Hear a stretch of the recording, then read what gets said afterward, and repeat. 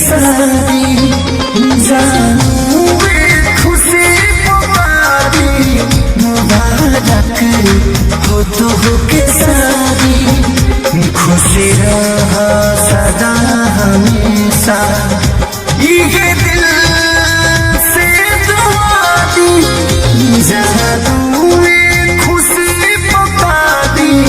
मुबारक हो तो हो के शादी जानू खुशी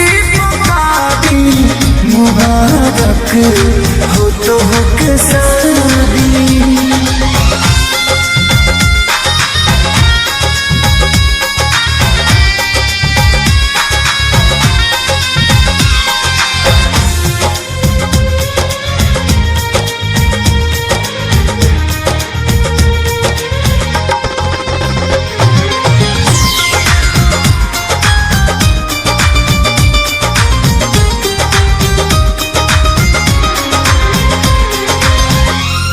याद पगले के आई तो जुदाई भारी लागी हो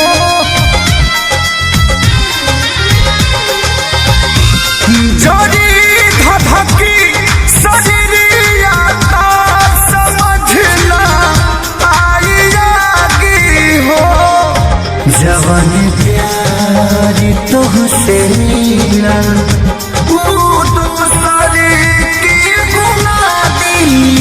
जानू खुशी मुबारक हो तो हो के शादी जानू खुशी मुबारक हो तो हो के शादी।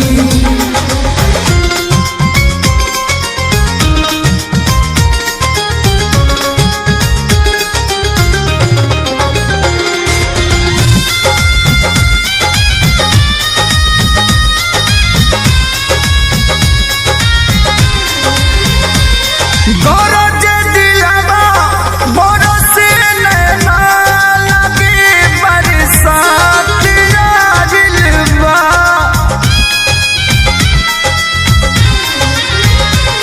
जुबा खामोश हंसे उठवा कहलात आजिलवा